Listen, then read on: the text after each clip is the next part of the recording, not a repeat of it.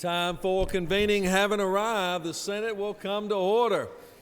Man alive, we've got the prettiest gallery we've had in a long time up there in red today, I'll tell you. Looking good, looking good. All right.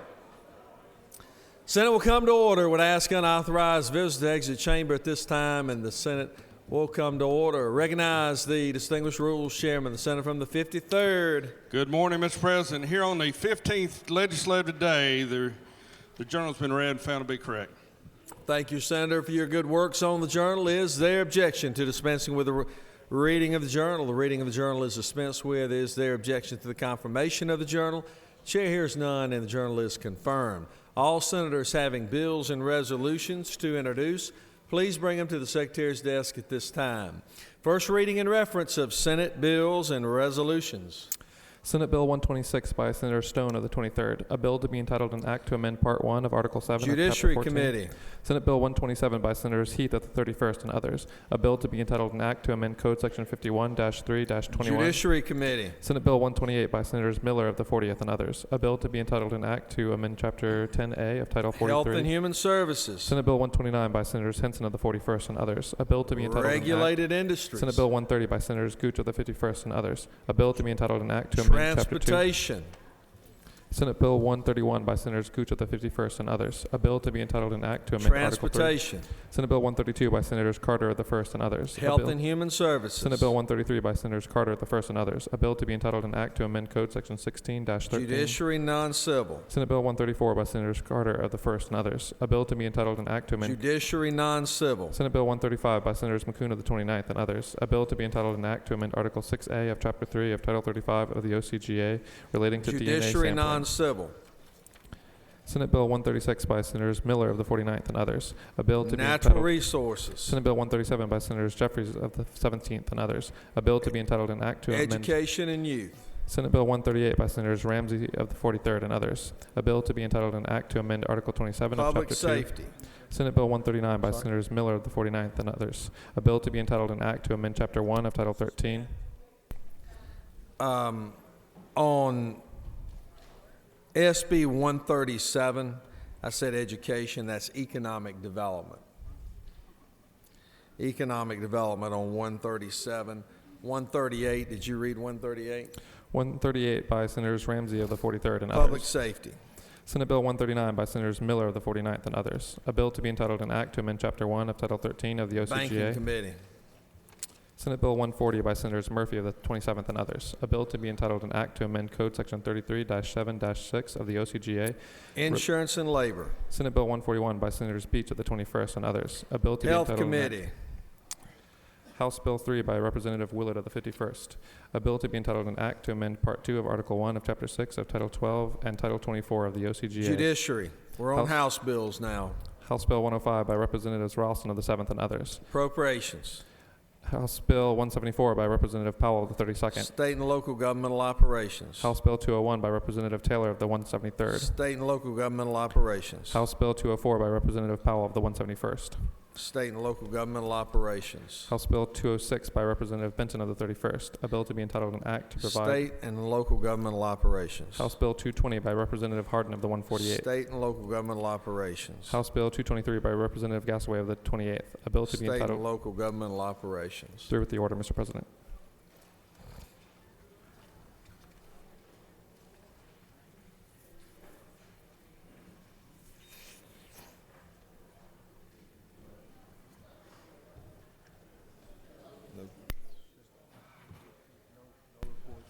Chair recognizes Senator from the 18th. Thank you, Mr. President. I ask for unanimous consent for the reordering of business this morning that we might have the roll call following the swearing in of our new senator. Is there objection? Without objection, we will reorder the business to have a roll call after the swearing in of our new senator so he can cast his first vote.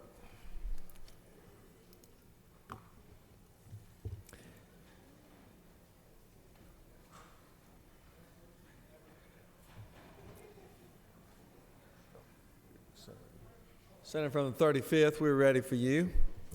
It's now time for our morning devotion.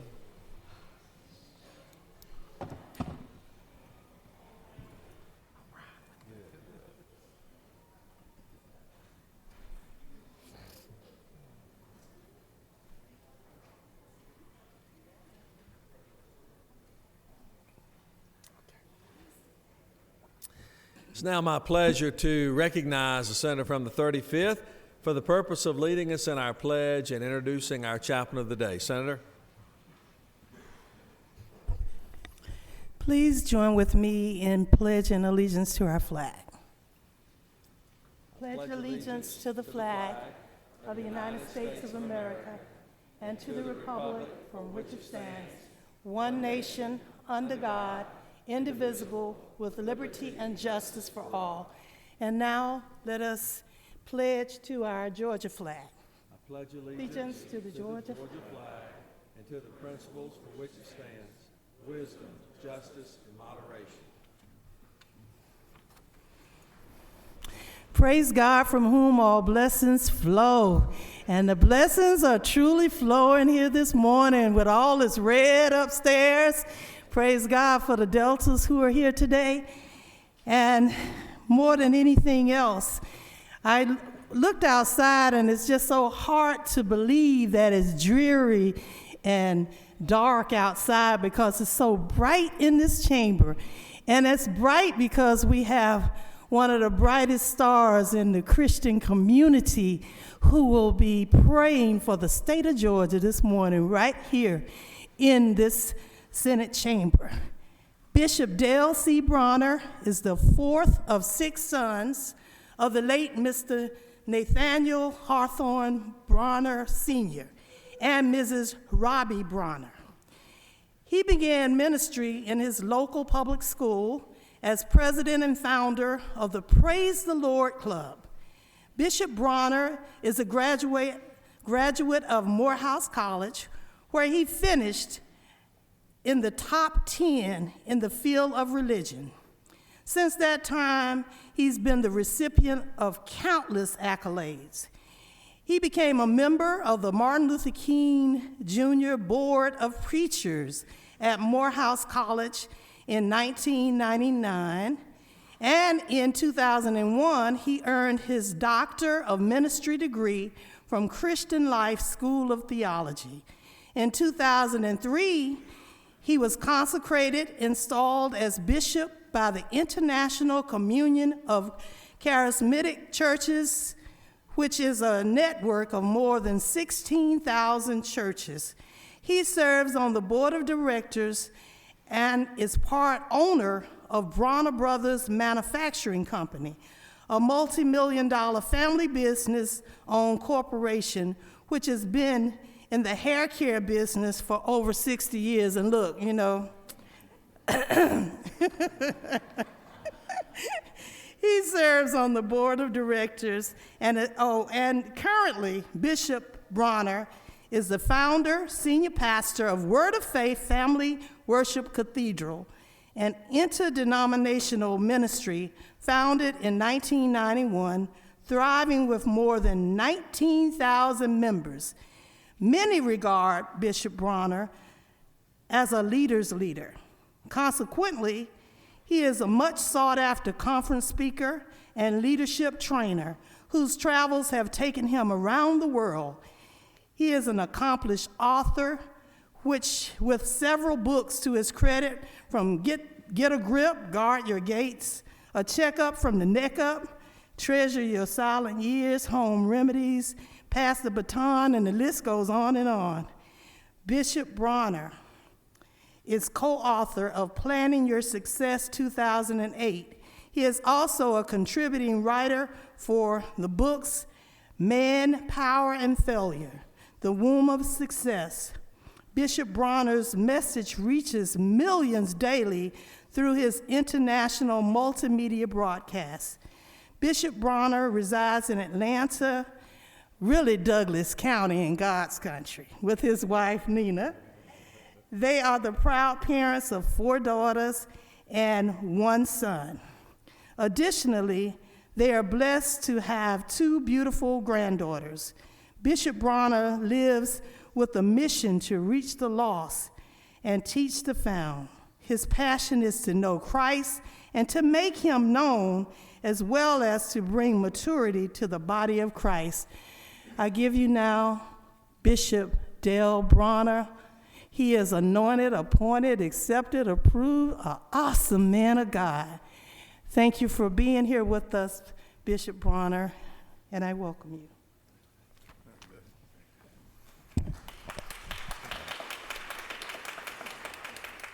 Thank you so much to Senator James and the Lieutenant Governor Cagle, to all of you senators, to the Deltas that are in the House. It's a wonderful, wonderful joy just to share with you just a few devotional thoughts on this wonderful, glorious day. This is the day that the Lord has made, and in it, I think that we should all rejoice and be exceedingly glad and thankful to Him for all of His goodness and His mercy that He has given to us. You know, the optimist wakes up in the morning and says, good morning, God. The pessimist wakes up in the morning and says, good God, morning. Everything is really a matter of perspective. And I didn't come to be long-winded today. In fact, I'm going to be just like a miniskirt, short enough to be interesting, but long enough to cover the subject matter. But it is so wonderful. I just want to share a thought from the book of James, chapter 1 and verse 5 and 6 that says, if any of you lacks wisdom, let him ask of God, who gives to everyone liberally and without reproach. But let him ask in faith with nothing wavering, for he that wavers is like a wave of the sea that is driven with the wind and tossed. It is one of the greatest things that we all need is to have wisdom to be able to do what we do. And with the complexities of such a polarized nature in our government, in our state, we need incredible wisdom to know how to deal with people from various backgrounds, various belief systems, various work ethics and non-work ethics.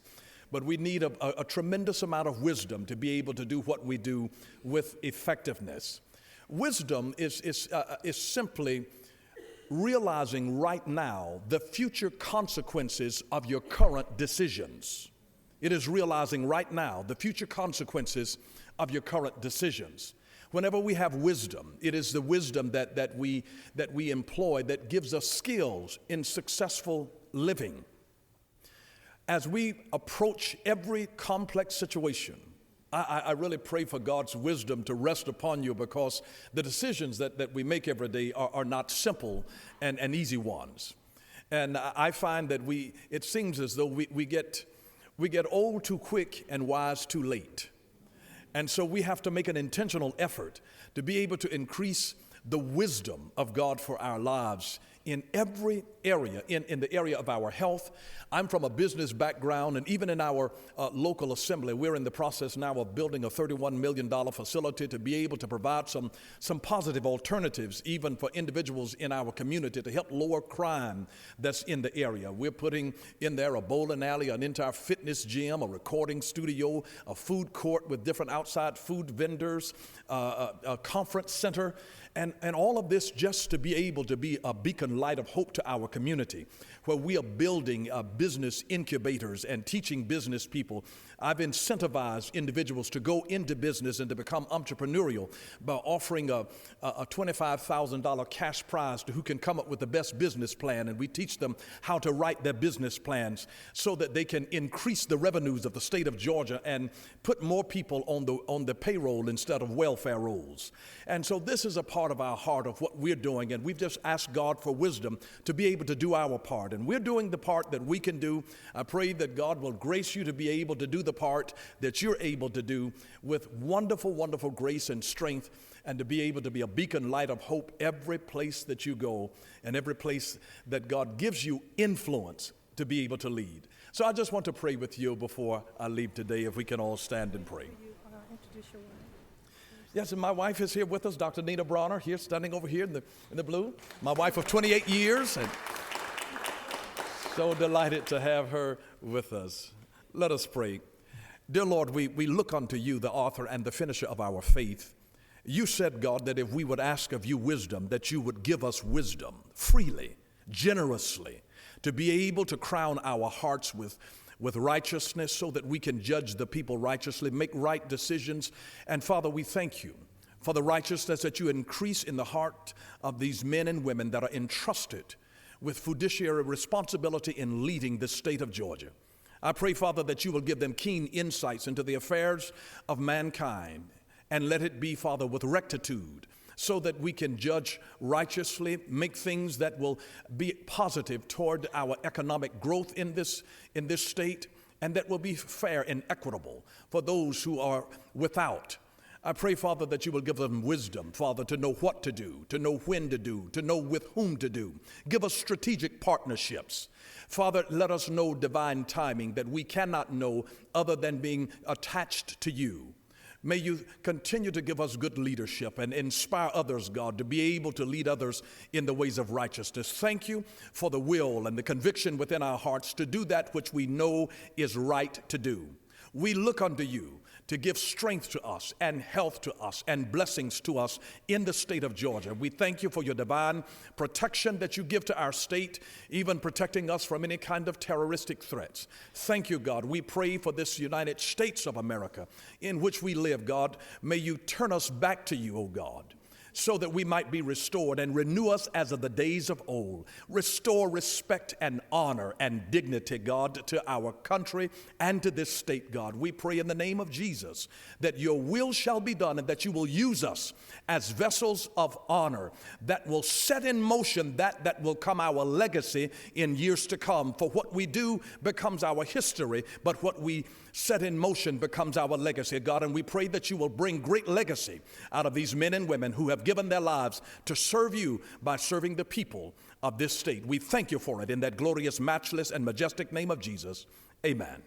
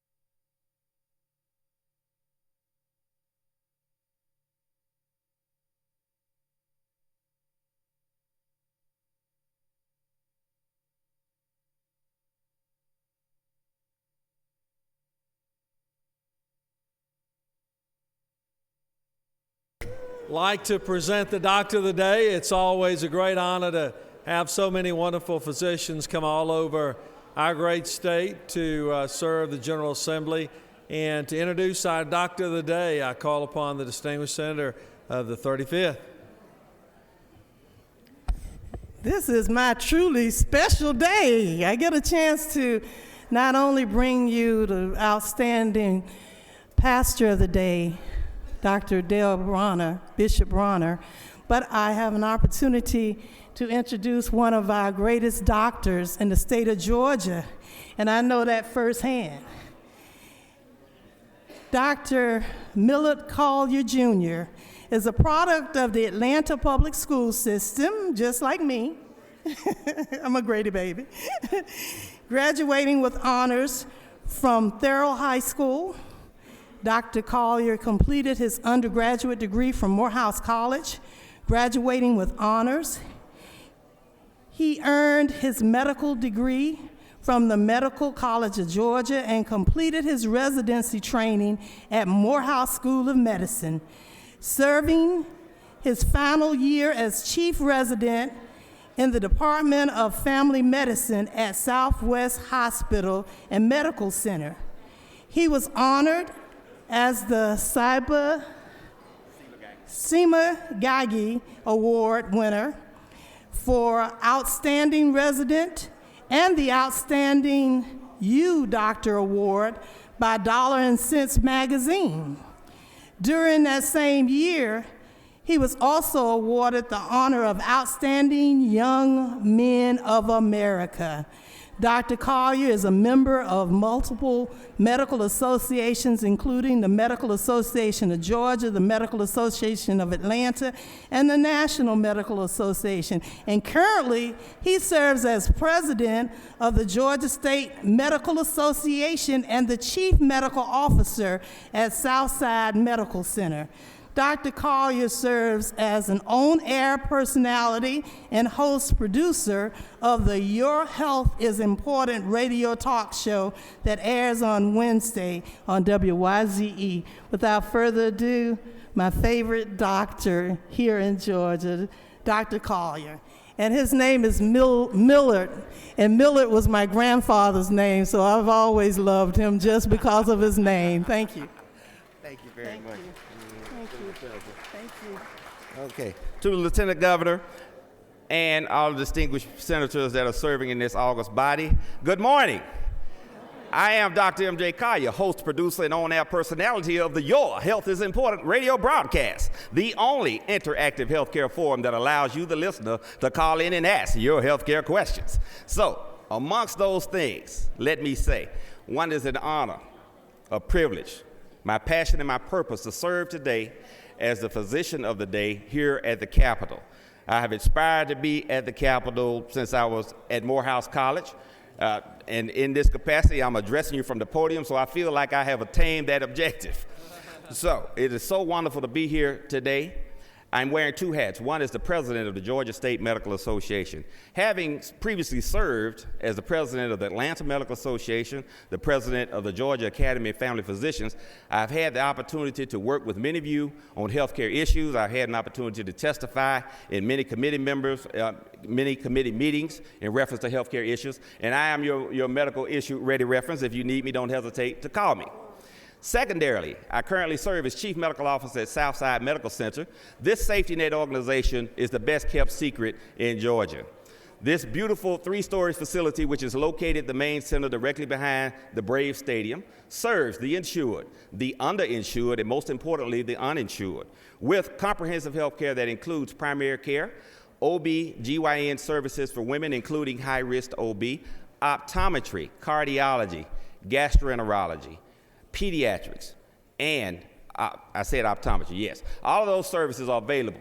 The only place where you can get comprehensive dental care, including removal of those wisdom teeth and fillings, after 5 p.m. Our operating hours from 8 a.m. until 10 p.m.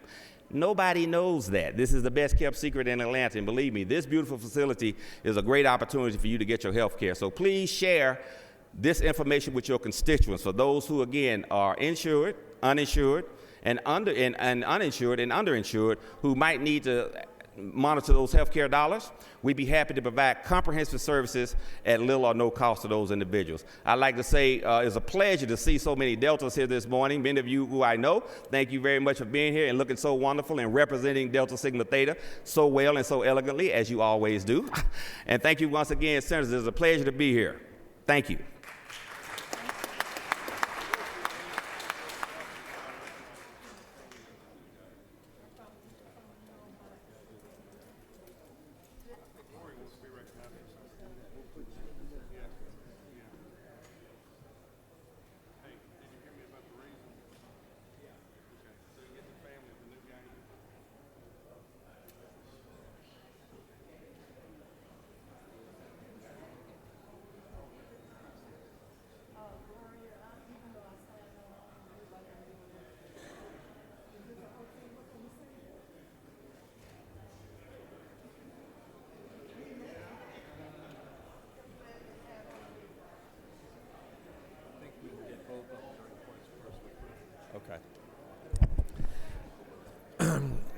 Are there any unanimous consents?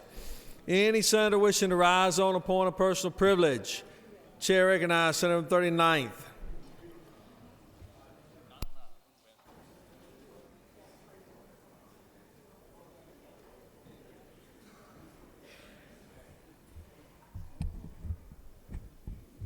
Mr. President, members of the Senate, I rise on a point of personal privilege to clarify some of my comments that I made on Friday. Although I thought I was clear, I want to make sure that I am very clear. I congratulated and commended the governor for adopting a Democratic idea on the HOPE grant. I think it's commendable that he's come around to the right point of view by lowering the GPA for receiving the HOPE grant to technical schools from a 3.0 to 2.0. I couldn't be adverse to that idea since I signed a bill authored by the senator from the 42nd. I co-authored a bill doing the same thing on the Senate side. So we appreciate the governor and what he has done.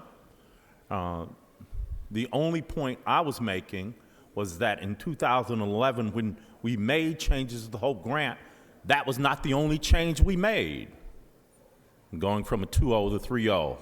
We also cut the coverage for the HOPE grant. And that's why there are a total of about 42,000 people who will not receive it, about 18,000 more for a total of 50 to 60,000 people in your districts and in my district who will not receive the scholarship. And we think about 9,000 will get the scholarship, the grant, although in reviewing the remarks made at the announcement of this last week, 9,000 may be too high. I think the research shows that it'd probably be about 3,000 or 4,000 more students, less than half of the 9,000 some people are touting. And I appreciate my friend from the 54th, the governor's floor leader. It is his responsibility to stand up for his boss. And I don't begrudge him that responsibility. It's a good thing. But I will admit to you, surprised when I heard his argumentation that the 47% argument, if we invest in children, if we invest in education, we're investing in freeloaders. That was the implication. The 47%, the makers and takers argument. It was made last fall in the November election, and it was soundly rejected by the people of this country. So the governor's floor leader did a great job in the well the other day. The only thing that concerns me is he went there, that he made the line of demarcation between the makers and the takers. This is too important of a debate and discussion about the HOPE scholarship, the HOPE grant, and our young people and their futures and the future of this state for it to degenerate into that kind of debate. We need to stay on the high ground and not label people who we invest in. Because I know the young people who are in my district, the young people in my district who have lost that Hope Grant, they're not takers. They're hardworking folk that need a hand up and not a handout. So we appreciate this opportunity to debate on this issue. We will continue the debate. You know, there's a term in politics as old as this country called the loyal opposition. And I know for my money, my party should not be and will not be a lapdog. We will stand up for the people we represent and offer a credible and reasonable alternative to the majority party. That's what being the loyal opposition is about. And I relish the concept and I relish the opportunity. Thank you for this time. Thank you, Senator. Chair recognizes Senator from the 55th. Point of personal privilege, 55th. Lady in red. Looking beautiful as always. Oh, I left my glasses. Scared her away.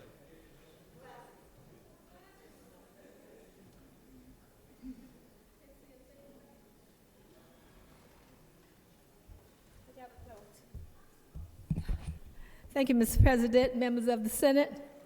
I rise today to congratulate, to acknowledge a 100-year-old organization. It was 100 years ago on January 13th, 1913, with 22 women from Howard University in Washington, D.C., the Delta Sigma Theta sorority was founded. I think that deserves a shout out.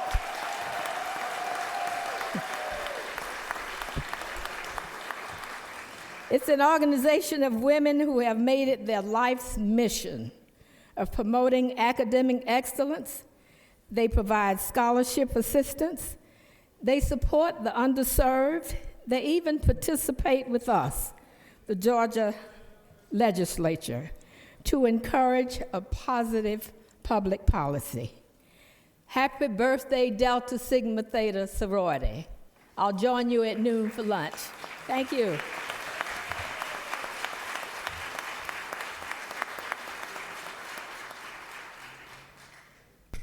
Chair recognizes Senator from the 29th for a point of personal privilege.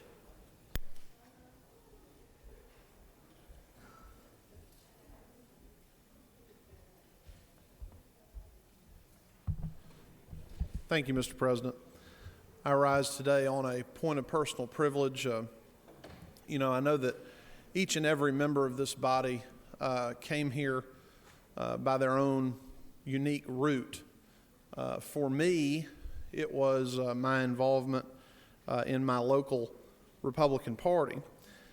And the second Saturday in February has become something of an annual ritual for me over the last 10 years, in that anyone that wants to come, anyone that wants to be a part of the process has an open invitation to participate.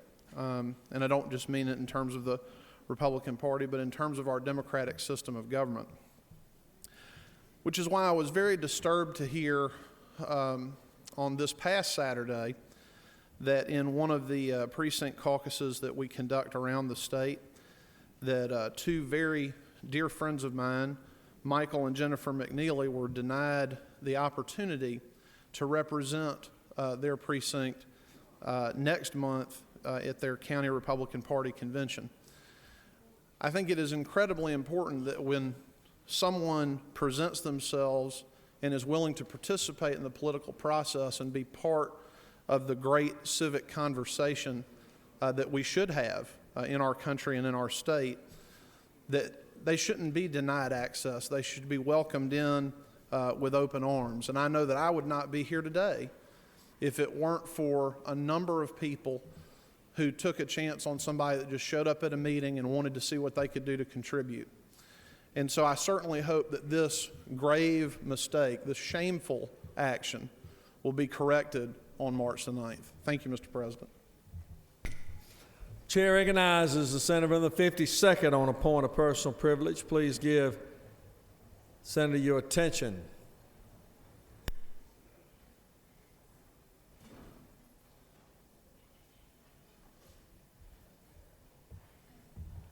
Thank you, Mr. President. I'm here today. Wanted to say a word about the contingent that's here from Rome, Georgia, my hometown. Got a large group from the Chamber of Commerce here. You guys have got a bag of various things that we brought to you this day, and tell you a couple of facts about our community. We are the home of 5 colleges. We have 4 healthcare facilities, one of which, Redmond Regional, where I work, is named the #1 medium-sized hospital in Georgia. There are 6 different schools up there, great public and private schools. Until a few months ago, we had the largest public charter school system in the state of Georgia, an effort that our Lieutenant Governor spent a lot of time working on and helping create up there, and everyone up there certainly appreciates it. We're the home of the Rome Braves. This is the baseball stadium that was built on time, under budget, and completely paid for within a year. We're all proud of that. 110 manufacturers. We are opening this year the Lowe's Distribution Center, which will be 33 football fields under one roof. So there's a lot happening up there. If we could ever get that 411 connector that's been worked on for 30 years, it would be a lot easier for you to drive up there and see it. And we're continuing in that efforts. But we've got some different things from the food manufacturers up there, from the gloves distributors. If they're too small for your hands, give them to your spouse and put them to work, I guess.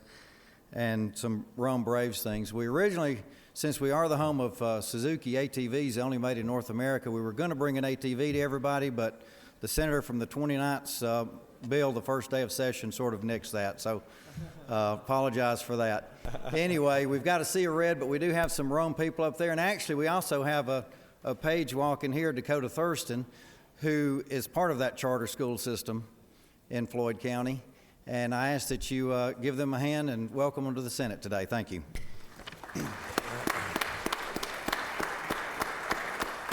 Thank you, Senator. Chair recognizes Senator from the 35th now for a point of personal privilege.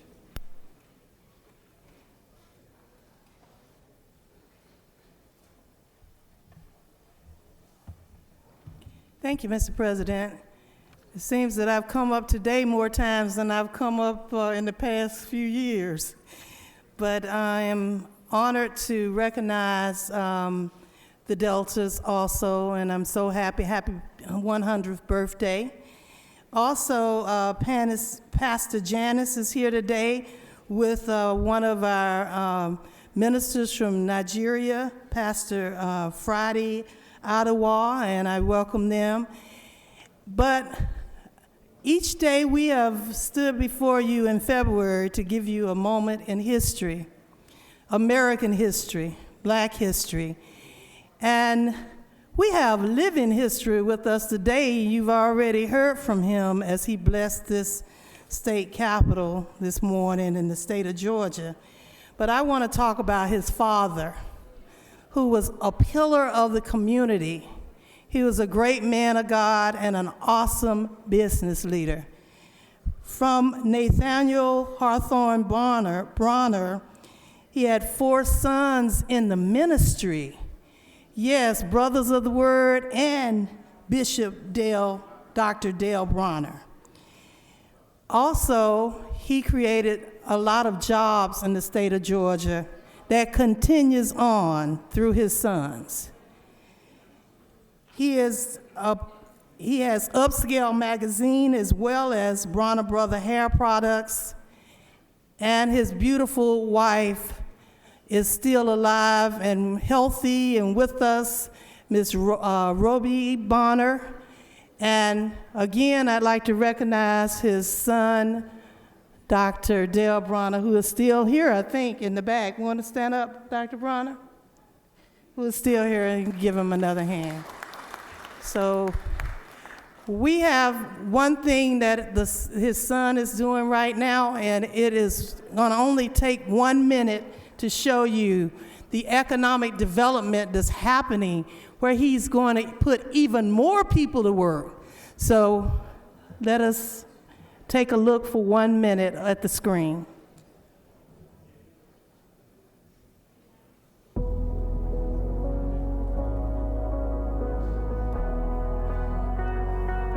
Dr. Bronner, come stand with me. To introduce the Epicenter and be part of this amazing project for the community.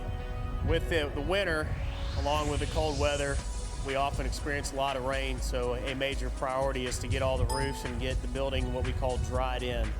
Right now we're about 50% complete with all the roofs. The auditorium is the priority because of the high level of finishes within it. That roof is complete, so we are dry in that area, and we're racing to get the balance of the building completed. The main building mechanical room has approximately 12 air handling units that are energy efficient. The parking lots are starting to go in. We're using recycled concrete underlayment that was the old portions of the Sam's Club building. Second week of January, Brasswood and Gore, along with Word of Faith and all the site workers out here, had a topping out celebration, thanking everyone that worked on the job up until that point and having no accidents and safe and success for the rest of the project. We were very lucky to have Bishop Dale Bronner come and to bless the meal and spend some time in fellowship with everyone out here. We really feel like this is and will be the tie to the community. And that will be completed in the fall of this year. And I hope that all of us can go out to the ribbon cutting and be a part of this wonderful success story for all of Georgia, and it's definitely putting people back to work. We thank you very much. Living history today in Georgia. Thank you, Mr. President. I yield the well. Thank you, Senator. Chair recognizes Senator 22nd. Nope, waves it off.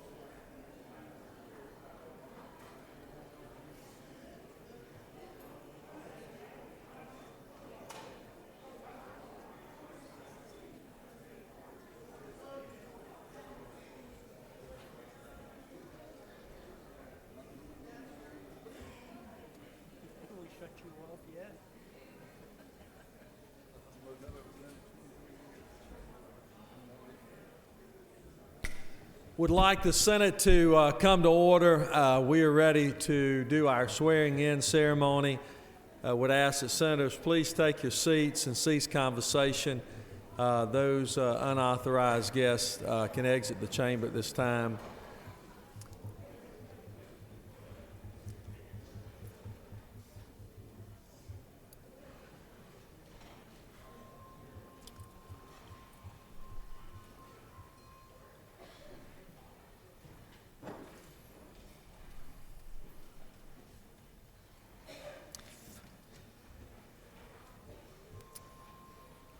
Clerk will read the communications from the Honorable Brian Kemp, Secretary of State.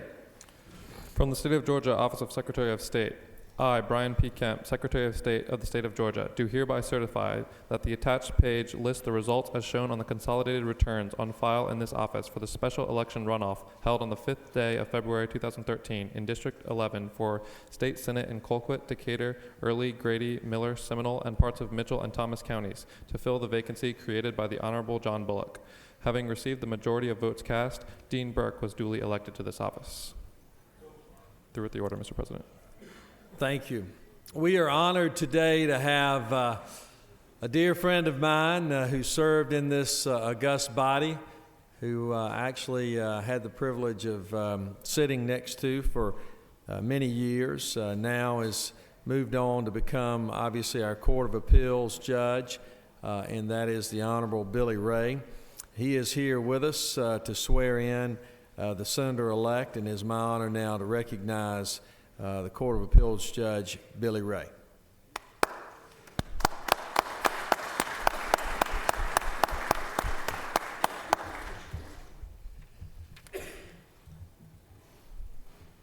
All right, good morning, Senator-elect. Are you ready to take the oath of office as a Georgia State Senator? Yes, sir.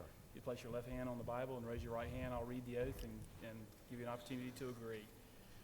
I do solemnly swear or affirm that I will support the Constitution of this state and of the United States, and on all questions and measures which may come before me, I will so conduct myself as will, in my judgment, be most conducive to the interest and prosperity of this state.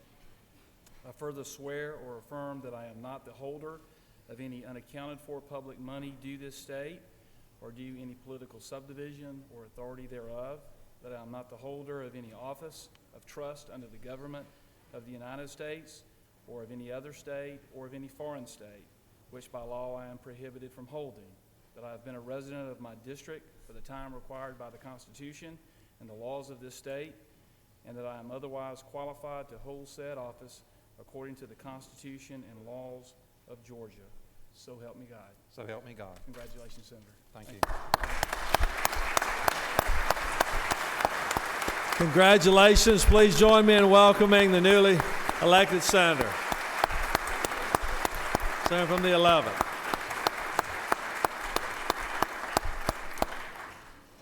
I don't know about you other senators, but I think he got off a little bit easy just, being able just to say, so help me God, right? I mean, he didn't have to recite anything. So it'll get a lot harder from this point forward. But Senator, we're honored to have you. We know you will do a wonderful job, and we look forward to you taking your seat.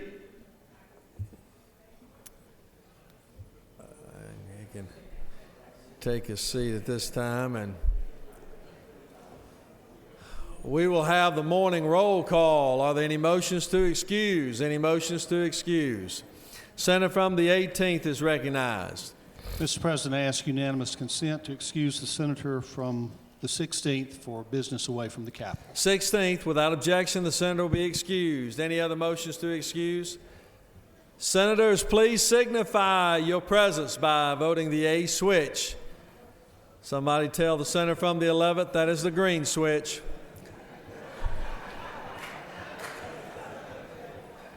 Secretary will unlock the machine.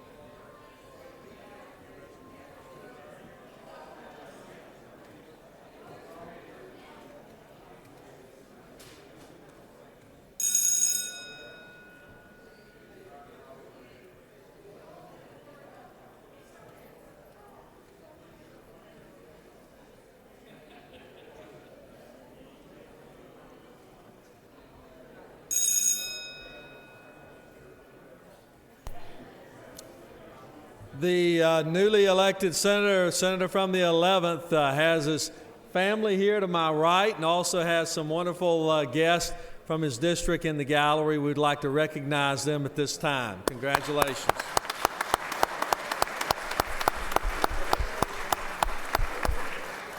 Also congratulate the senator from the 11th making his first and maybe his most important vote, and that is that he's present today. So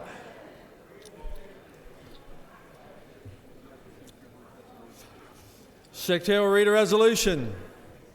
Senate Resolution 207 by Senator Hinson of the 41st and others. A resolution recognizing and commending Reverend Dr. Stafford J. Wicker and for other purposes. Is there objection to adoption of the resolution? The chair is none, and the resolution is adopted. Senate Resolution 208 by Senator Mullis of the 53rd and others, a resolution recognizing and commending Nelson B. Conger, DMD, on the occasion of his retirement and for other purposes. Is there objection to adoption of the resolution? The chair is none, and the resolution is adopted.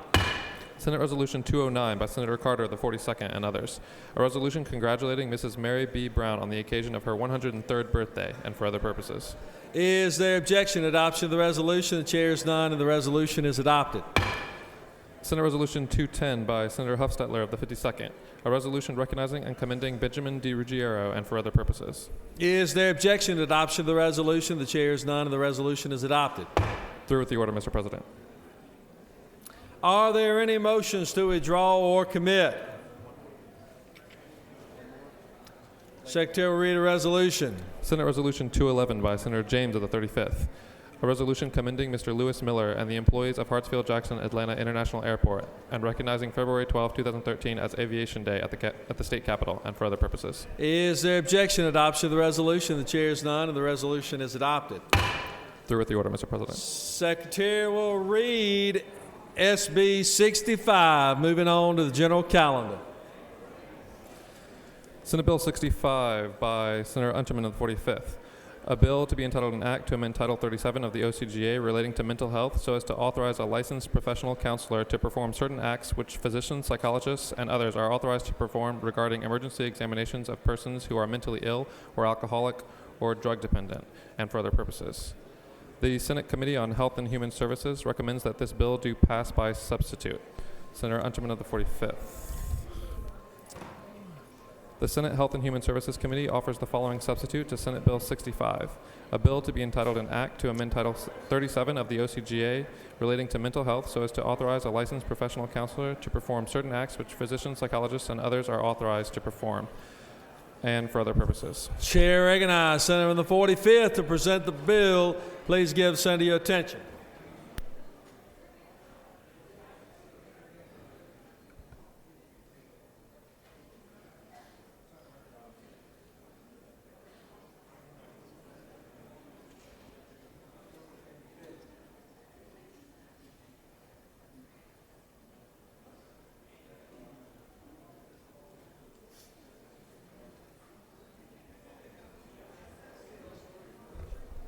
Thank you, Mr. President, members of the Senate. What a great day to start out the morning by swearing in a new senator. It's a fabulous morning. Ladies and gentlemen of the Senate, I bring before you the Senate Health and Human Services Committee substitute to Senate Bill 65. This bill passed out of the Health Committee last week unanimously. And what this bill does, it allows licensed professional counselors to perform emergency evaluations for folks who are mentally ill or alcohol dependent. This allows them to fill out the forms, to evaluate them, fill out the forms, and to have them placed into the proper facilities where they can get work done to help their behavioral health issues. We had this bill last year. It passed out of the Senate. Some of y'all have asked me about it. It was a House bill, I believe. And I think I gave you the number on that. There has been many folks during this session who have come down to the well and have specifically talked about gun control. Either they're for gun control or they're against gun control. And in my personal opinion, it's not the guns that cause the problem. It's the mental health issues and the behavioral health issues. And that is specifically what this bill targets, is taking people literally off the streets and out of the community and allowing them to get community-based services or services in a facility, to be able to get them help before they perform a dangerous act or a heinous act. So to me, the issue of gun control, I'm not trying to evolve it into this particular bill, but the issue is people needing help. And what this bill does is allow people to receive the help that they need and to have it expeditiously. This includes filling out the forms for 1013s or 1023s that are already allowed by psychologists, clinical social workers, or clinical nurse specialists. Mr. President, I'll be glad to answer questions about this particular bill. One question. Chair recognizes Senator from the 3rd. Thank you, Mr. President. Thank you, Mr. President. Does the senator yield? Yes, I do. Would this be one way to try to filter out people who may be of dangers to themselves or dangers to others? Yes, that's exactly what it does. And usually these people have pre-existing conditions, whether it's manic depression, psychosis, schizophrenia, and they usually have had a previous contact with the behavioral health system. And this is a mechanism, like I said, to be able to take them literally out of the community or off the streets. Thank you. Mm-hmm. Senator from the 33rd, do you wish to speak to the bill? 33rd, speak or question? Recognized for a question. Senator Yield? Yes. Senator, we're on the substitute, correct? On page 2 of the substitute, Yes. we have and I apologize if I'm reading it wrong, but we have another procedure whereby an individual can be taken into custody if attested to an affidavit by at least 2 people. Right.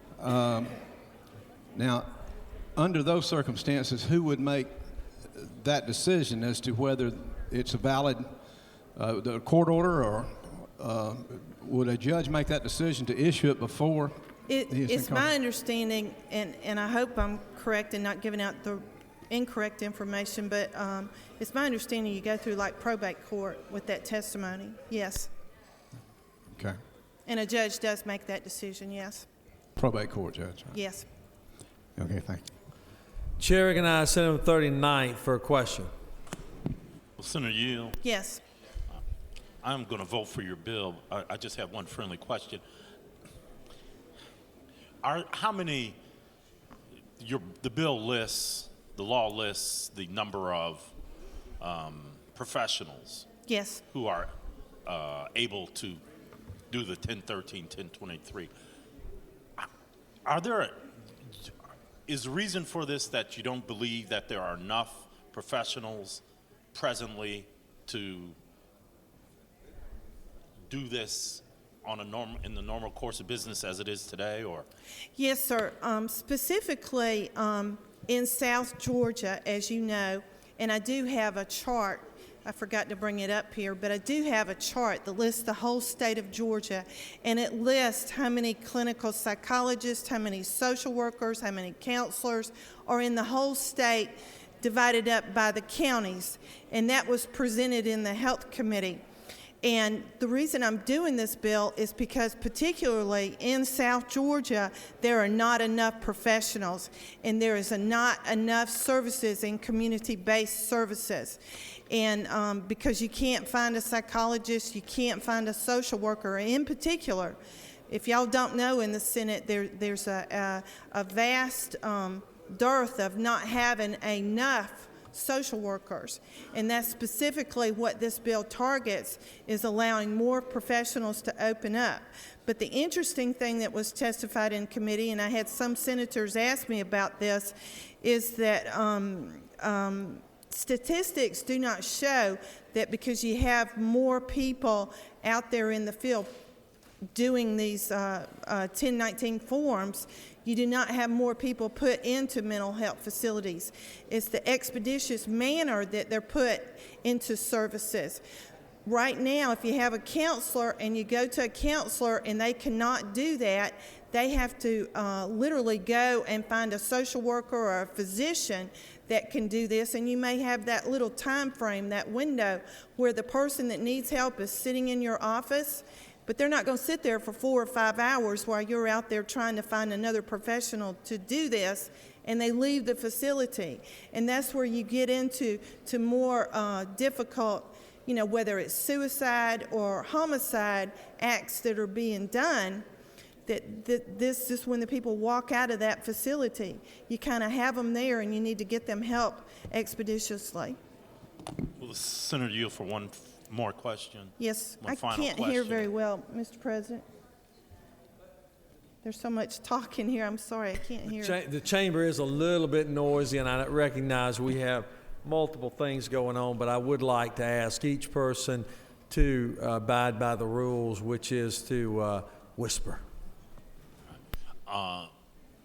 If Senator further yield, I'll ask one final question. That is, and if you said this during your presentation, I apologize for asking you to repeat it. But other states, how do other states function? Do they are there other states that allow Yes. this? Yes, it's common practice. And the thing about counselors, people think that, you can just kind of grow up and say, well, I'm a counselor, I graduated from high school. Actually, these people are more educated than, say, a social worker. They actually go to 4 years of college where they major in counseling, and they also have their master's degree. So they have 6 years of education. They're not kind of like, well, I'm going to hang up a shingle in South Georgia and say I'm a counselor now, or a faith-based counselor or something like that. They actually are trained professionals. They're accredited by a national organization, and they're thoroughly vetted. Actually, they're more thoroughly vetted than other professions. 33rd, are you wishing to ask another question? Speak now. Senator from the 19th, you wishing to ask a question? Senator Yield. Yes. Senator, did the Sheriff's Association or did they show up at committee and make any statements, or are they for the bill? Or No, the question is about the sheriff's organizations. Did they show up? No, sir, they did not show up. And I know previously they had problems with this particular bill, and it's not the fact of what they're doing, it's the transport and the cost of transporting patients. But my problem with the sheriff's organization, every time I turn on the television, I see the sheriffs on there talking about how they're pro-gun and how they want people to be able to carry their guns. But it's kind of ironic and kind of a juxtaposition that they want to take these people off the street that need behavioral health services, but yet they are reticent to go out there because of the cost of taking them off.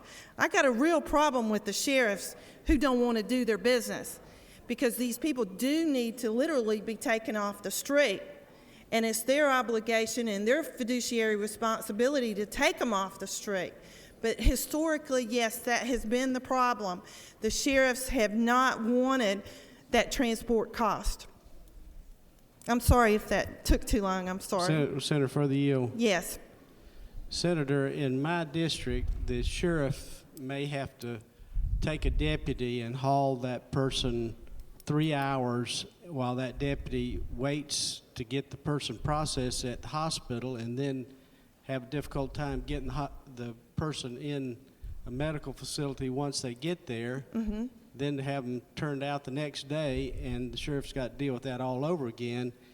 And I don't want, I'm just trying to find out, are the sheriffs, in my district, it's important for me to know if they're for this bill or not. I don't think we need to put any more obligation on them than they currently have. Does this bill do that? Well, the sheriffs did not testify in committee. They have not come to me and said they were opposed to this. But then again, if I were your sheriff and I was hauling a person to a facility, they have to stay there for a 72-hour evaluation. They really do not have to stay there for that person. If a form is filled out, it's a 72-hour hold, and they can go back. I understand what you're saying about the transport, but I also understand the people in South Georgia are the people who have come to me. If you talk to Miss Annette Bowling in Albany, Georgia, she is the one that will tell you in the CSBs down there in Pineland and Summit Pathways and some of those CSBs down there, this is where the major problem is. Everybody wants these people to be able to get help. Well, to be able to get help, yes, the sheriff does have to take them to that facility, But if the sheriff doesn't have enough money, those people stay in the community, they go back home with their schizophrenia or whatever their problem is, and they do find that gun and they do have a problem, then it's a problem. And I understand your dilemma, but we have got to get these people professional help. Senator for the yield. Yes. Senator, does your bill expedite the decision to commit the person? If that person goes to a certified counselor, yes, sir, it does expedite it. The reason I ask that is because one of the problems that the sheriffs have had is that they can't get a trained person to make the decision to send them. Right. So the deputy stays tied up at the hospital or wherever it might be until they can find a professional. Mm-hmm. I guess this would expedite that part of it? No, I believe it expedites it when a person in the community has a problem. They have a behavioral health problem, and they are referred to a counselor. That counselor, what makes it more expedient is that counselor has the ability to fill out the form and then call the sheriff and then have the transport. Thank you. Chair recognizes the senator from the 36th. 36th has a question. Thank you, Mr. President. Does the senator yield? Yes. Isn't it true that in the climate where we're understanding with these very, very dreadful and tragic circumstances of these rampages by people who are mentally unsound, right. That there is across the country and certainly here in our state a growing recognition that we need to be able to identify and get services for troubled people who pose a threat and a danger to themselves or others. Isn't that true? Yes, ma'am. And as a matter of fact, in our particular area, like up here in Metro Atlanta, in Fulton, DeKalb, Gwinnett, Cobb, Fayette, we don't have as much of a problem. But if you get out of the metro areas and go into the rural counties, that's where your real problem is, because they do not have the professional staff. They do not have the social workers. They do not have the psychologists. They do not have the psychiatrists. And that's where counselors or extenders, they're filling in the gap. And yes, ma'am, you're exactly right. And further question, if the senator will yield. Yes. Isn't it true that over the years, over the last 20 years, we have worked as a state to expand mental health services? And part of that is enabling the professionals in the field to have these tools to deal with those critical situations that they may encounter on any given day in the setting where they're offering services. Yes, ma'am, that's exactly right. We are switching from an institutionalization program of behavioral health because we have three really large lawsuits that are actually helping us along the way. And we're switching to community-based services. And when you switch to community-based services, that's where these counselors are in the field, and that is your point of contact. And that's what makes, like the senator asked the question, is this more expeditious? And the answer is yes.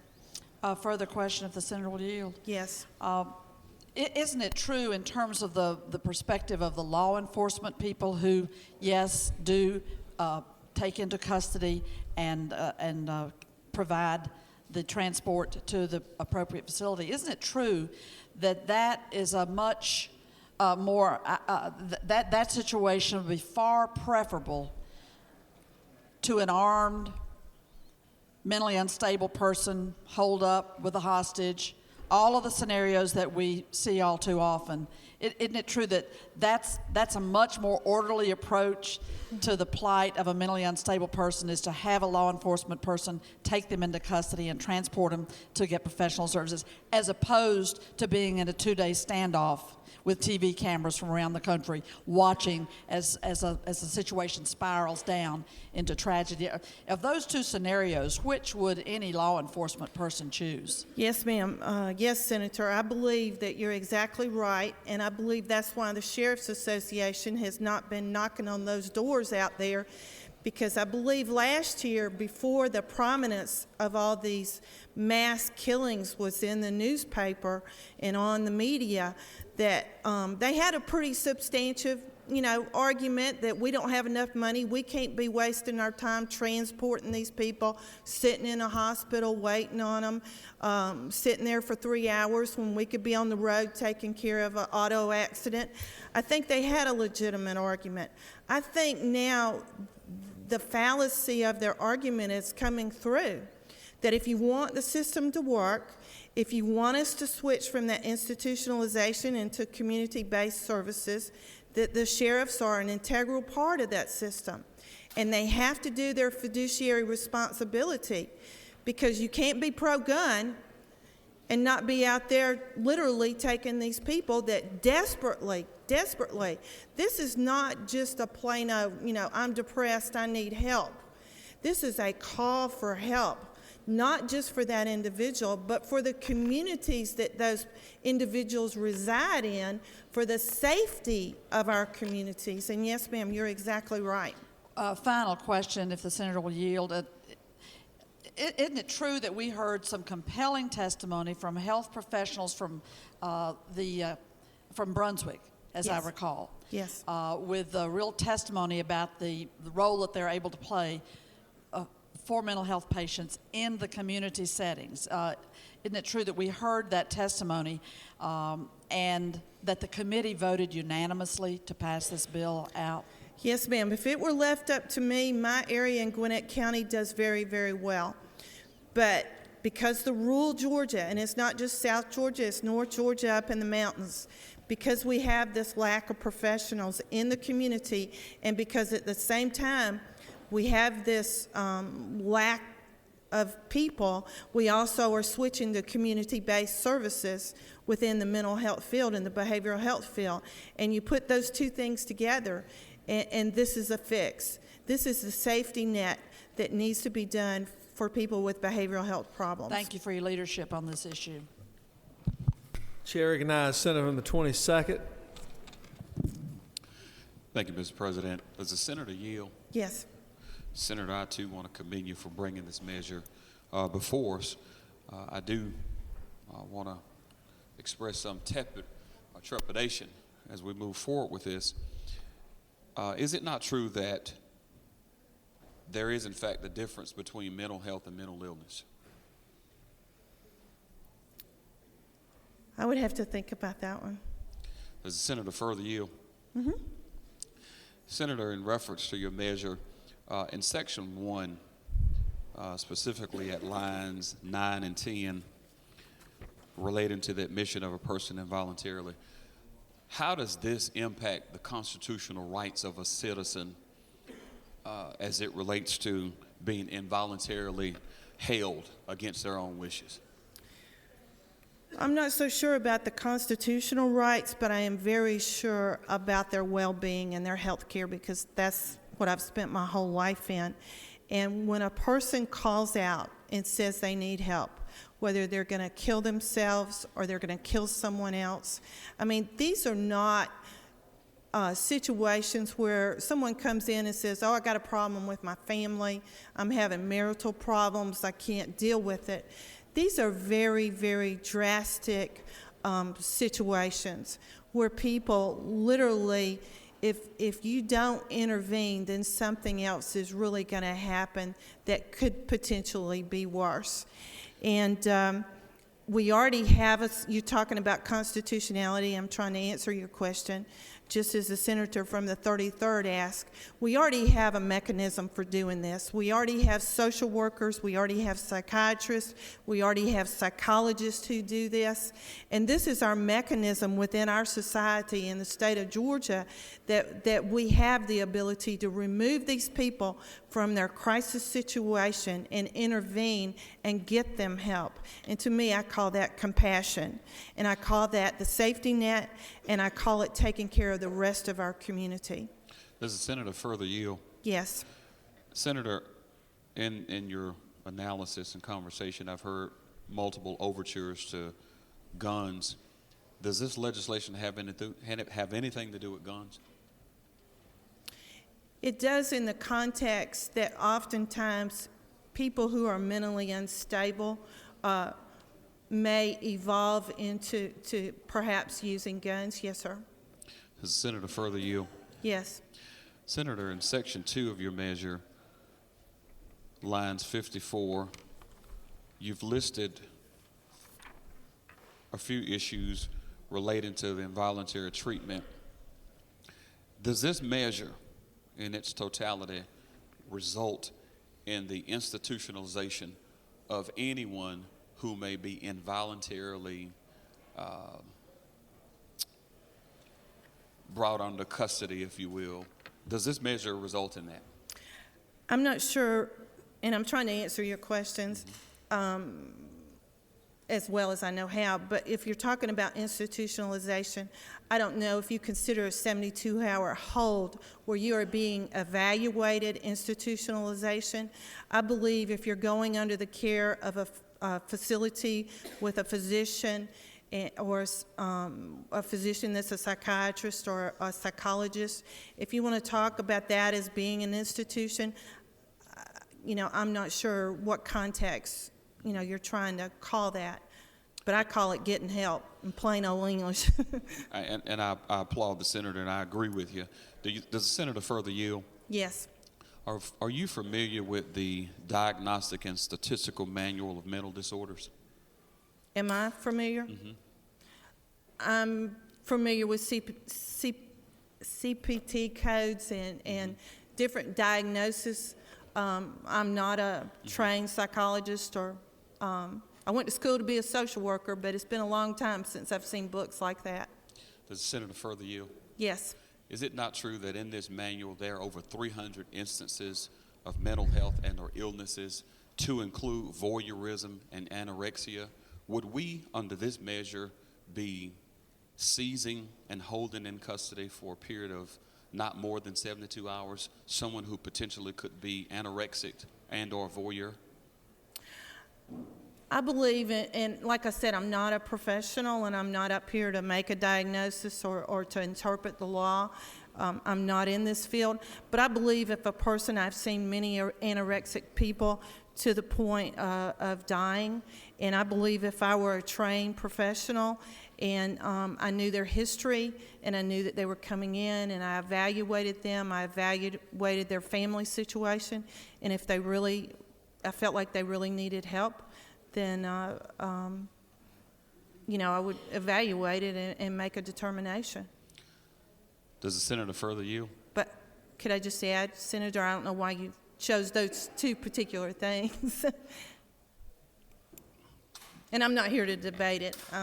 Certainly. I just think Again, it's interesting that you chose those two things. And I only chose those two, and I applaud the senator for bringing this measure.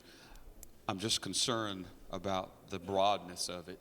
The what? The broadness of this measure, because it does, in fact, include those things.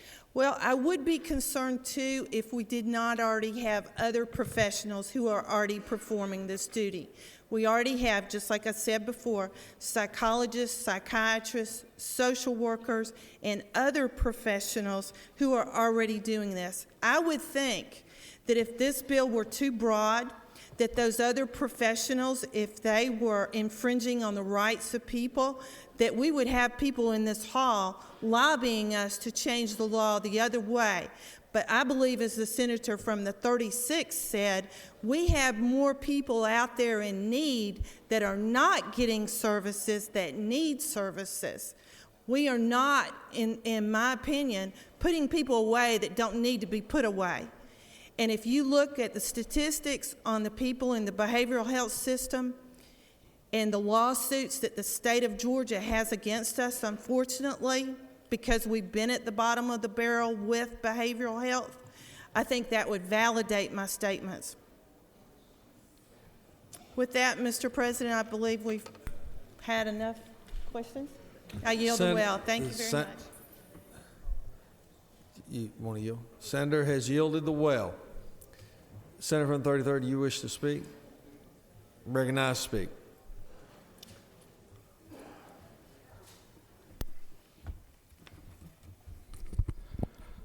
Thank you, Mr. President and members of the Senate.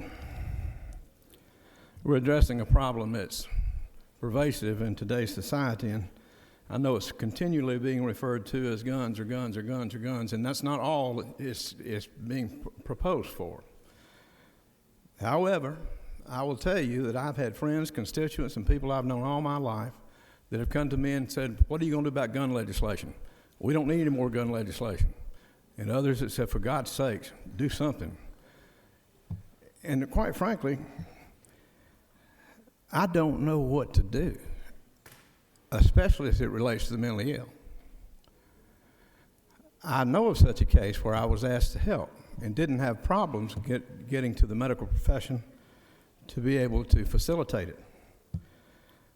But as it relates to guns, I've always said, especially where assault weapons are concerned, if you can't kill a deer with less than 30 rounds, you might want to look at fishing.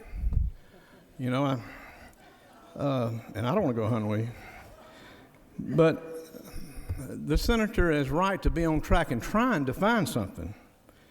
The long-term policy concerns me a little bit, because what we do is now we have a procedure whereby we can have two people in the community attest by affidavit, and a probate court judge decide to have this person involuntarily examined within 48 to 72 hours. And I don't know, and I don't think we face the problems politically that we used to.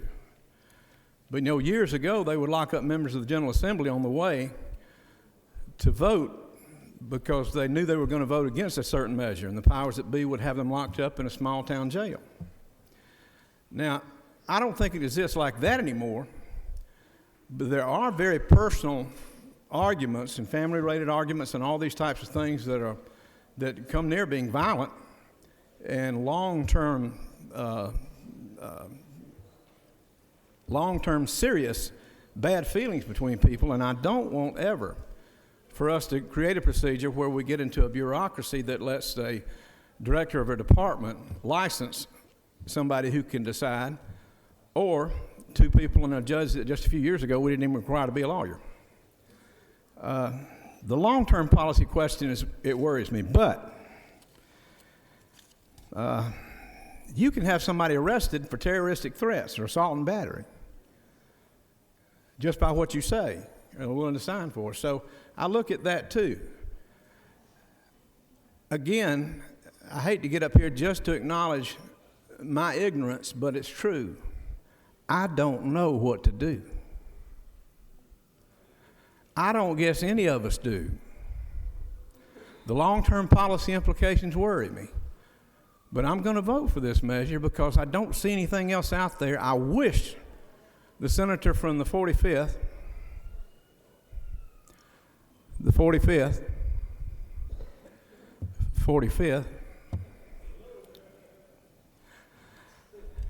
senator from the 45th,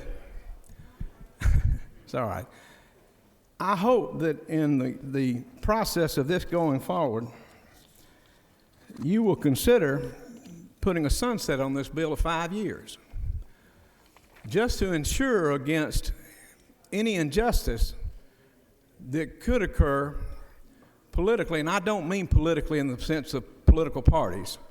I mean in the sense of relationships and disagreements and extended family and things along those lines, so that we don't have the potential to do that. I'm going to vote for this bill, but long-term policy implications, I hope that you will look at that as it goes forward to the House and maybe address it when it comes back.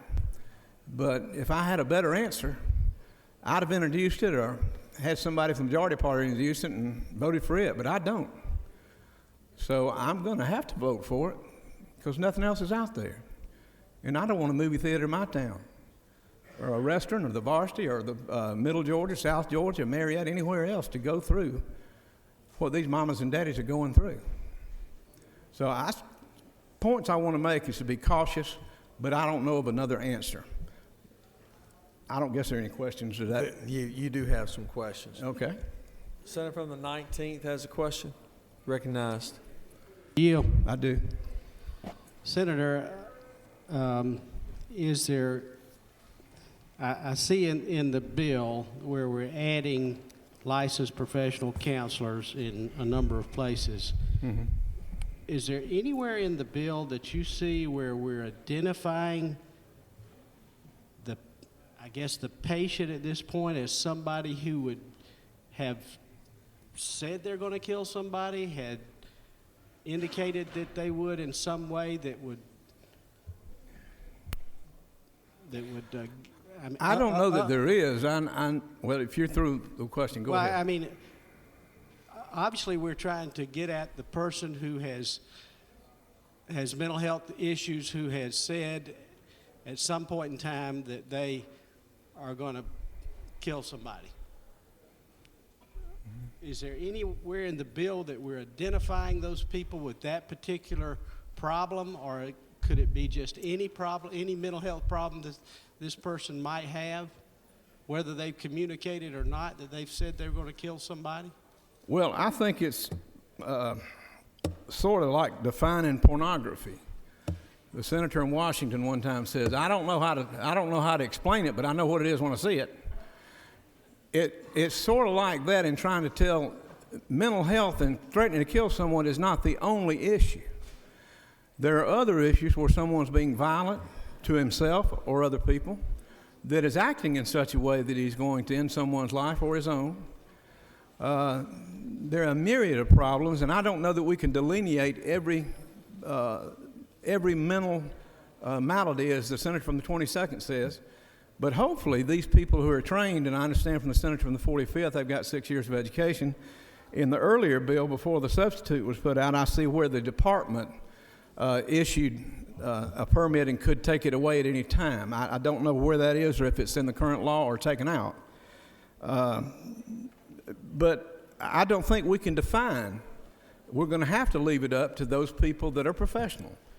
And if licensed counselors and professionals and nurses that deal with mental health and MDs and psychologists, they are the ones who probably know more about which type of mental affliction would qualify to do this.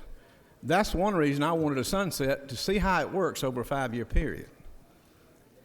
Did that answer your question at all? It's hard. Senator, I'm just looking for something in the bill that identifies this particular tendency towards the behavior that we're trying to address. And in the bill, it appears that it could be any behavior, any mental health behavior that presents itself of a concern. Well, if you wanted to say if endangers other people or something like that, I don't know how to phrase it. Just like I said when I got up here, I don't know the overall answer. I don't know if this is it. I have no other options, but I would say to you that Senator, further yield. No, I don't. I'm not through talking. I'm going to get through, and then I'll accept your question, Senator. I apologize. I want to get out of here. The bottom line is that it's not just somebody that says, I'm going to kill you. It's not somebody that says, I'm going to kill myself. It's not somebody that is threatening someone or using language that someone could interpret. That's the one problem I had with 2 members of the community going to the probate court judge. But if it stops these things, and if it's an injustice, it ought to be corrected later. But if it stops the proliferation of these things that happen, then I'll vote for it to give it a chance, hoping they'll put a sunset on it to see how it works. Now, I'll take your question. Senator, I apologize for interrupting you. No, it's all right. Senator Yield. I do. Senator, isn't it true if we're really trying to get folks help, the person that's going to see the psychologist is seeking out help when they go? Otherwise, they wouldn't make the appointment or not be referred. But my question is, if one goes to see a psychologist, knowing that that psychologist could commit them to jail or to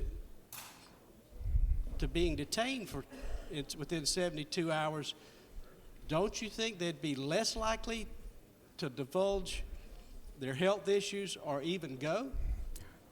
Senator, let me just say, I don't think anybody trained as a psychiatrist or psychologist is going to leap to the point of having somebody committed because they made an appointment with them to go and pay them for an hour. I don't think that's going to be the initial diagnosis and response for the treatment. But I would say to you that if we really want to affect positive and permanent change, we ought to have some place where people can go for extended treatments, which we don't have in Georgia. After that 72 hours, you try to put them somewhere and you're going to pay a fortune or they're going to be on the streets. We also don't fund the programs for the mentally ill anywhere near what the need is. And, you know, mental illness has so many definitions. I've witnessed it right here in the General Assembly. I'm not going to be specific, but, you know, everybody has their problems. And sometimes these problems get beyond just a problem. They fester into something actually in such a way that it's a phobia or some type of mental illness that can't be controlled and puts other people at risk. So I'm willing to try this, but I want to be real cautious. I think the senator from the 45th does too. Is anybody else? I'm unsure of, I mean, lights are all over the place here. Senator from the 35th, what purpose you rise? Mr. President, I'd like to ask a question. You're recognized to do so. Thank you. Senator, I'd like to... I yield. Will you yield? Yes, I do. Thank you. On page 2, section 2, on line 57, it tells the different healthcare professionals who can actually perform as a physician. And I would like to know if you think that the licensed professional counselors are really trained and skilled to be added to this list. I know. Because it doesn't appear, even though the intent is very good, I have a problem with all these people being able to do it, and I would like for you to respond if you can. I understand that, Senator, and I do also, but I know we're trying to expand access for people that need the help. You know, I've questioned everything in my mind as I read this. What about divorce cases? You know, you could have people, they're very hotly contested with hard feelings so many times. And you could have people possibly try to use this, but a probate court judge or a psychiatrist or a psychologist ought to know the difference before he signs that certificate. And I would say I'm going to lean on the expertise of the senator from the 45th in healthcare and say that these people have 6 years, they have a master's degree. And if they have a master's degree in this field, they're more qualified than I am. My main concern was two people from the community and some of these personal things that start and making sure that these are looked at objectively by the probate court judge. But I think they've got a master's degree in this field, so that makes me feel a little better about it. Will the gentleman further yield? One more. One more? Quick. Quick. Yeah. Okay. On that same licensed professional counselors, isn't it true that even if they do have 10 years, they have not been diagnosing this in the past? And I'm sorry, Senator, I don't hear well. Say that a little louder. Isn't it true, sir, that even though they may have some master's degree, that they don't have the skills to do this? The last part of that, they don't have the skills. The skill. Well, Senator, I don't want to start that because we could go on and on and on as to professionals that portend or have certain certifications that don't have skills. But, you know, I'd hate for them to ever give us a test because I'm not good at taking tests. So, but I'll let that go with I don't know, Senator. You're asking somebody that's trying to help. Thank you very much, Senator. Even though the intent is good, I had to ask the question. Thank you. Okay. Senator from the 22nd, your light's on. You wish to speak or question? Speak. Speak. Chair recognizes Senator from the 22nd. Speak to the bill.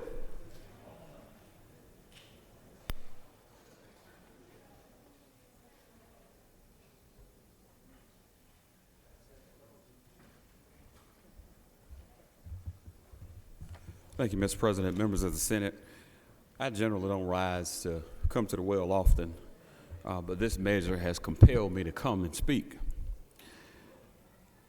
I've been in this legislature for 6 years, and I don't think I've ever heard as much of what I call disingenuous conversation about guns as I've ever heard this year. This measure has nothing to do with guns, and for us to use guns to talk about mental health issues does a grave disservice to the thousands of Georgians who are struggling and dealing with mental health issues. I know from a personal perspective, family members who are challenged in this arena, and I want to just caution us, and I applaud the senator from the 45th for bringing this because it's vital that we do something in the state of Georgia.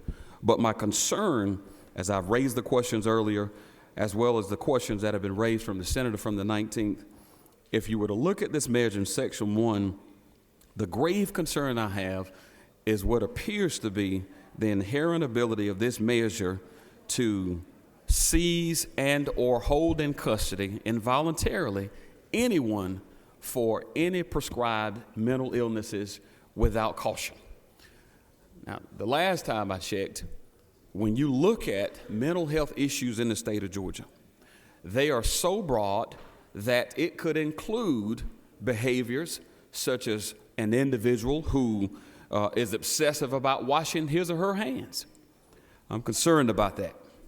It could also include the feelings of an individual. If you struggle with sadness on any given day, all of these things, by reason of this piece of legislation, are in fact included. We don't have any real sound parameters about what the exclusions are. But to talk about this in the context of gun legislation, in my mind, is completely and categorically inappropriate for those of us who are in fact gun carriers, Second Amendment believers. We cannot talk about mental health illness and say that that is the reason why. I've not seen or heard anything about qualifying when or where a patient says that they're going to kill somebody and we therefore institutionalize them or hold them. There's nothing said about that.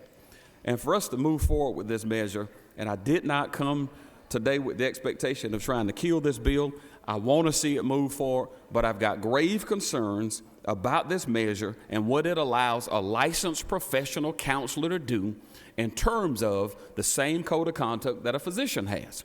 And so I would ask that you have grave caution in moving forward with this because it's not clear of what this measure provides for in terms of mental health or mental illness, and we cannot do a grave disservice to the hundreds of thousands of individuals in the state of Georgia who are suffering with mental health issues and couch that around this whole issue of gun legislation. You cannot do that.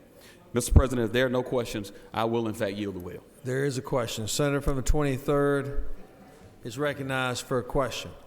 Will the senator yield? I will. Isn't it true that the courts of our state and federal courts have limited the circumstances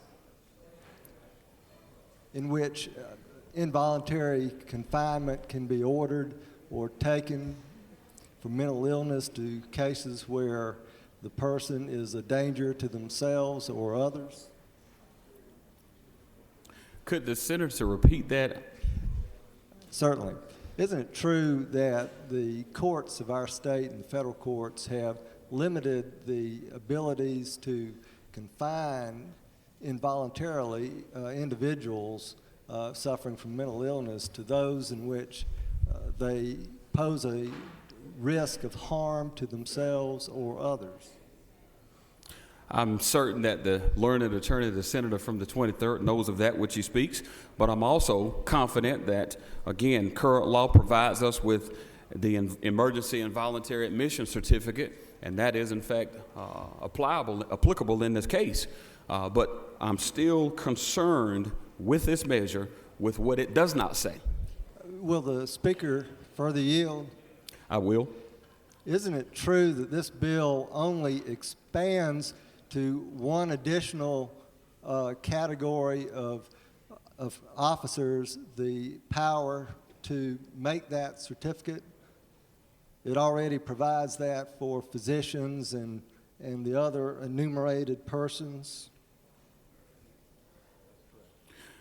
The law already provides for this type of commitment.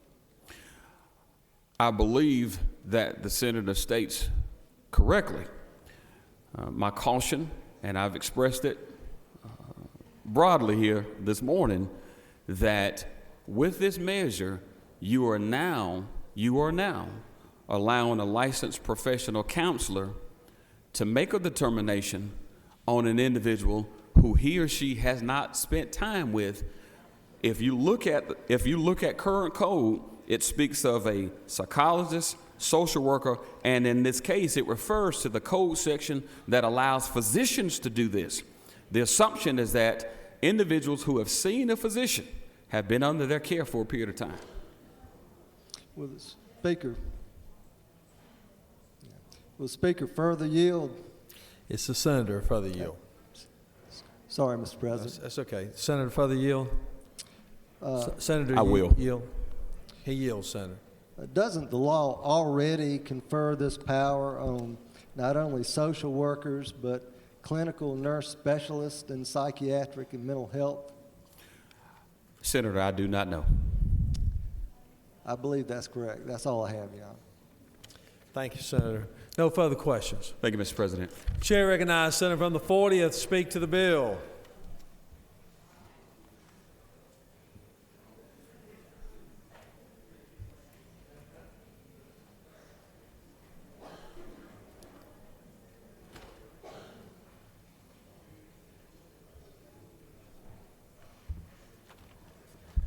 Thank you, Mr. President.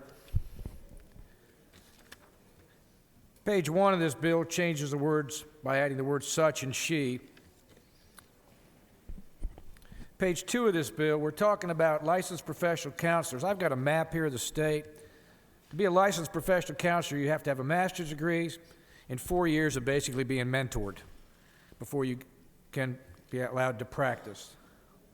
If you look at this map of the state that was given to us in the committee hearing, it concerns psychologists, licensed professional counselors, the subject we speak, clinical social workers, marriage and family therapists. Folks, when I look at this map south of Atlanta, Miller County, 1 licensed professional counselor. Decatur, 7. Seminole, 3. Clinch, none. Atkinson, 1. Now, they could be actively practicing or retired with a license. And there are no psychologists in these areas. And those clinical social workers in some of these areas. And basically what we're talking about is someone goes in to see this professional counselor in these areas where there's no other alternatives, and this is a crisis intervention. This is what we're talking about here, number 1. They eventually, if they says, okay, we're going to put them in for involuntary treatment, they are then looked at by psychiatrists, psychologists, et cetera, to make that determination. But one of the testimonies that we had was licensed professional counselors also face liability exposures. So if these people are involuntarily committing people for involuntary treatment, and they're wrong, their record's going to catch up with them.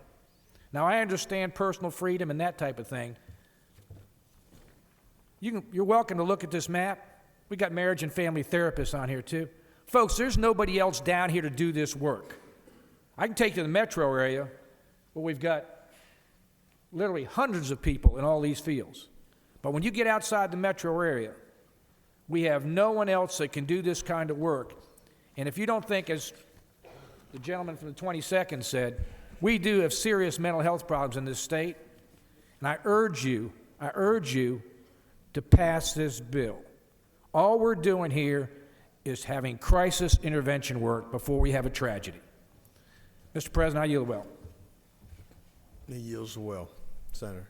Senator 24th, your light was on for a question, or do you wish to speak? Chair recognizes Senator Member 24th to speak.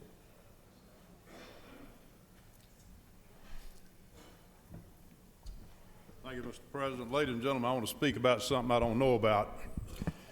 If you think for a fleeting moment that this bill is here without the absolute concern, knowledge, and experience of the lady from the 45th. Now, we can sit here and talk the rest of the day about this if you want to. I'll be glad to sit with you. But the gist of this whole story is this is another opportunity, another group, 6 years of education to help solve a problem that we got.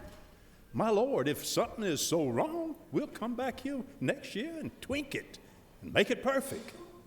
In the meantime, the gentleman from the 22nd, my colleague, he's worried about guns and how it's, insinuating guns. It shouldn't. He's exactly right.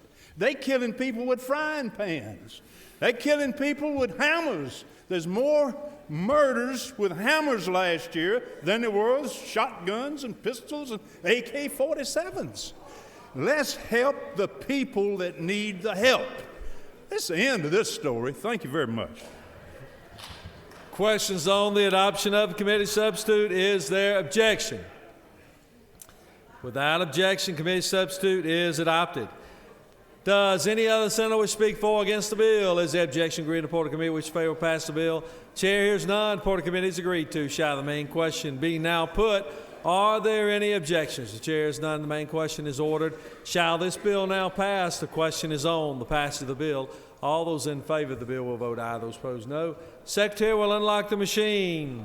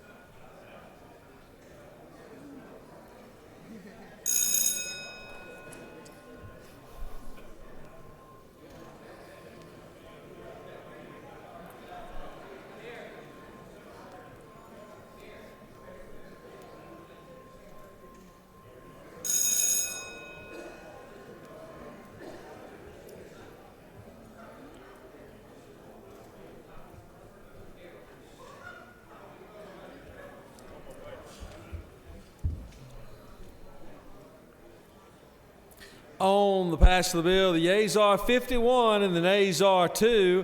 This bill, having received the requisite constitutional majority, is therefore passed. Secretary will read Senate Bill 66. Senate Bill 66 by Senator Stone of the 23rd and others. A bill to be entitled an act to amend Title 15 of the OCGA relating to courts so as to increase penalties that can be imposed for contempt of superior and state courts, to provide for related matters, to repeal conflicting laws, and for other purposes. Through with the order, Mr. President. Chair recognizes Senator from the 23rd. Please give the senator your attention.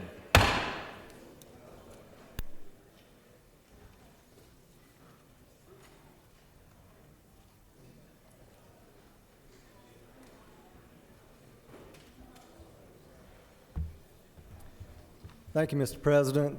Senators, SB 66 does one thing. It adjusts the maximum limit for fines that state and superior courts can impose for contempt.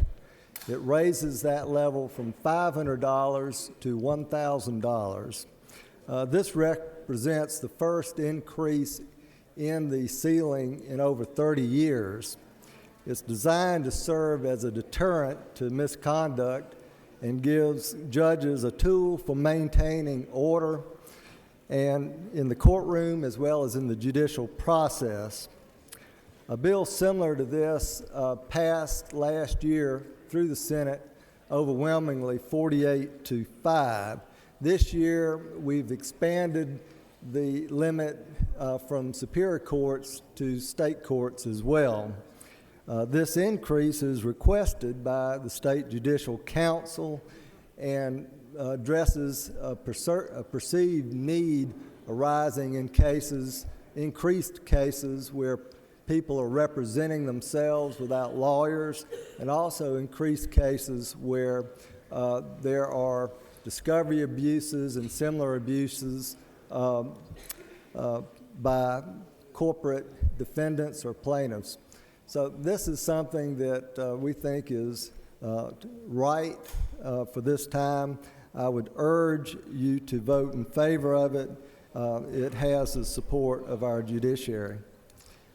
I yield for questions. You do have a question. Chair recognizes Senator from the 45th, distinguished higher ed chairman. 46, excuse me. Thank you, Mr. President.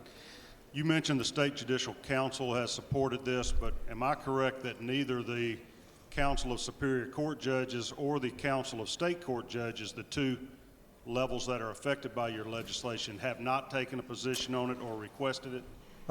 That is correct. Those separate councils have not taken positions on it, but I would point out that the momentum for the bill started with judges in both of those systems.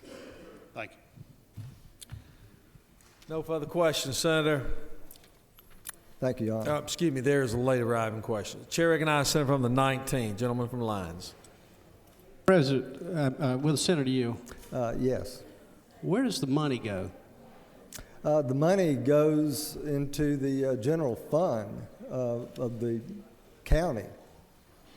I mean, or the where the jurisdiction of the court is located. It doesn't come into the state registry. It's not a tax or anything of that nature. Senator, will Senator further yield? I will. Are you aware, or could you tell me how the county funds the courts?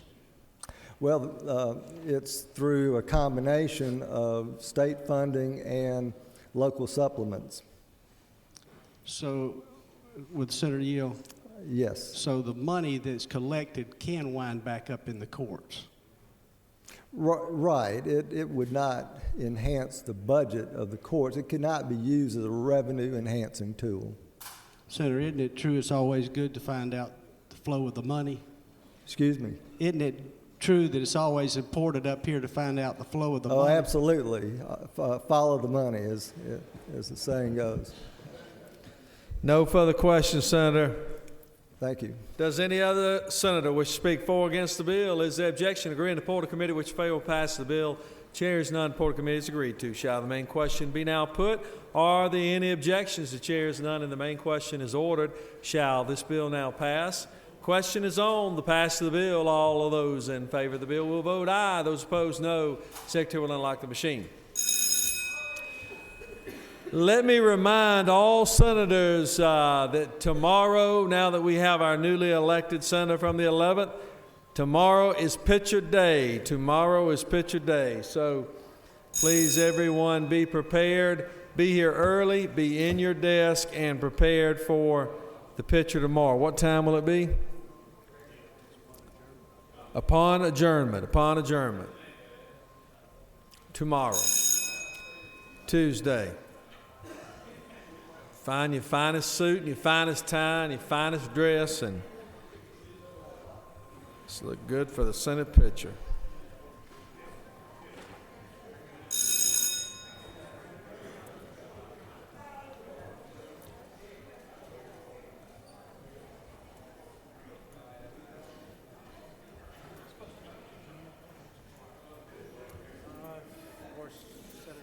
On the passage of the bill, the yeas are 42 and the nays are 9. And this bill, having received requisite constitutional majority, is therefore passed.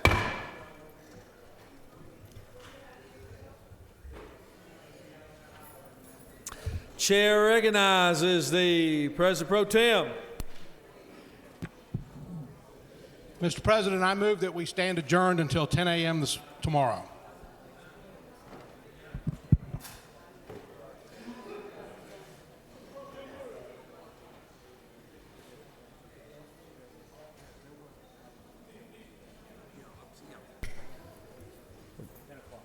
Read the announcements. Rules will meet upon adjournment in 450 CAP. Agriculture and Consumer Affairs will meet in 125 CAP at 1 p.m. Ethics will meet in 450 CAP at 1 p.m. Science and Technology will meet in MES 1 at 1 p.m. Economic Development, Economic Development will meet in MES 1 at 2 p.m. Senate Appropriations Community Health Subcommittee will meet in 307 CLOB at 2:30 p.m. Senate Appropriations Education Subcommittee will meet in 310 CLOB at 2:30 p.m.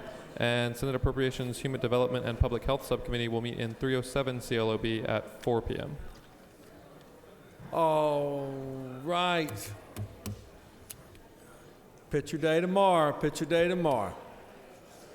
The President Pro Tem has moved. We stand adjourned until 10 a.m. tomorrow morning. All those in favor will say aye. All those opposed, no. Ayes clearly have it. We stand adjourned.